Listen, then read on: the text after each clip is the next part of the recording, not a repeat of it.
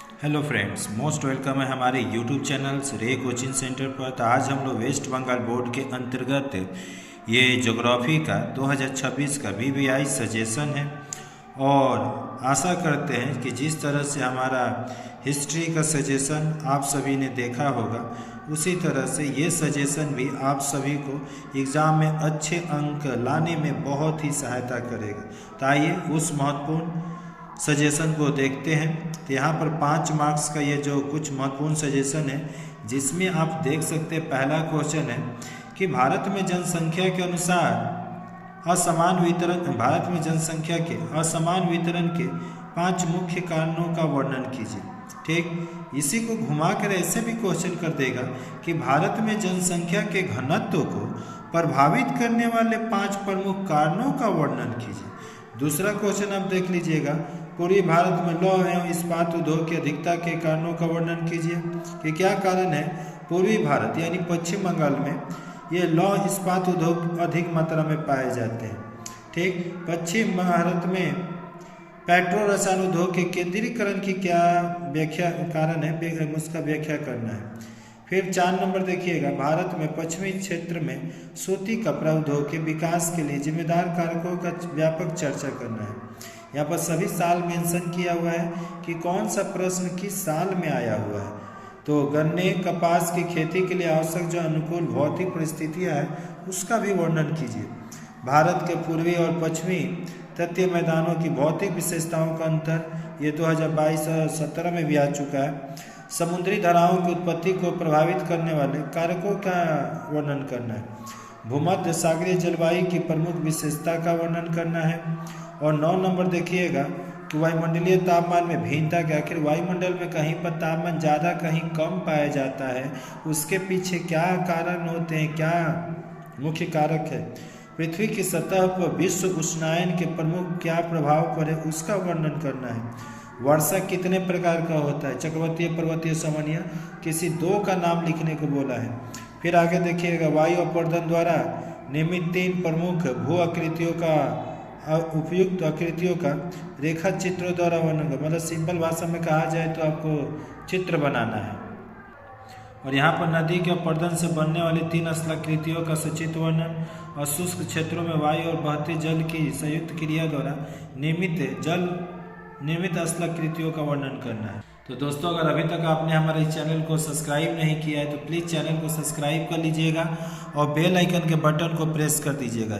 जिस तरह से आपको हिंदी का, हिस्ट्री का सजेशन और ये ज्योग्राफी का सजेशन प्रोवाइड किया जा रहा है, उसी तरह से आने वाले जो भी एग्ज़ाम है उन सभी का लास्ट मिनट सजेशन आप सभी को इस चैनल पर देखने को मिलेगा। साथ ही साथ आपको सॉल्व वीडियो भी यहाँ पर उपलब्ध होंगे। और जैसे कि अगर आपके छोटे भाई बंधु या जो भी साथी है उनके लिए भी कक्षा 1 से लेकर 10 तक का ऑल सब्जेक्ट का वीडियो यहाँ पर अपलोड किया जाता है। और 11-12 का आर्ट्स का भी ये वीडियो, आर्ट्स ग्रुप का भी वीडियो यहाँ पर देखने को मिलेगा। आइए 3 नंबर के प्रश्न को देखते हैं। यहाँ दिया है कि स्थलाकृतिक यानी ट्रोपोग्राफिक मानचित्र तथा उपग्रह चित्र सैटेलाइट इमेजनरी में 3 अंतर।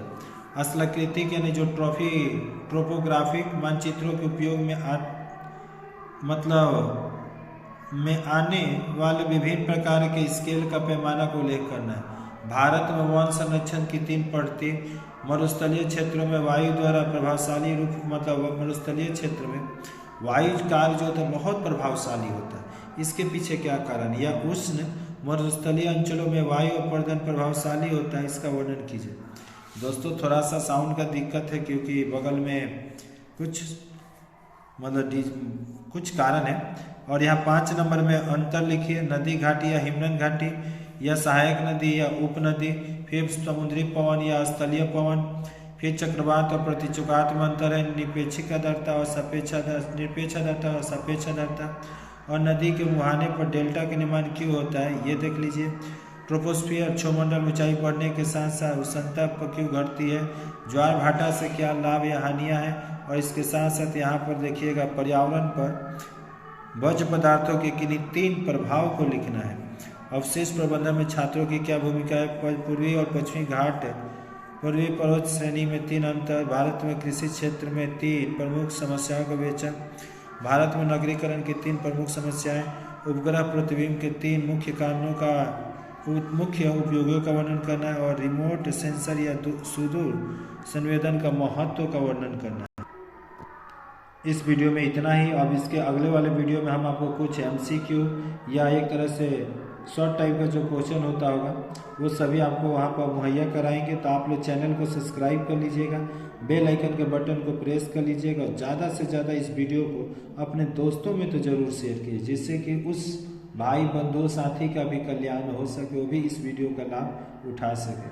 तो चैनल पर फर्स्ट टाइम तो चैनल को सब्सक्राइब, बेल आइकन के बटन को प्रेस और ज़्यादा से ज़्यादा इस वीडियो को अपने दोस्तों में शेयर, क्योंकि यूट्यूब पर हिंदी वर्जन के बहुत कम ही ऐसे यूट्यूबर हैं या जो शिक्षक हैं जो कि इस पर वीडियो अपलोड करते हैं। तो प्लीज़ आप लोग की सहायता की बहुत आवश्यकता है, जिससे कि बहुत सारे बच्चों का लाभ अर्जित कर सके। जय हिंद।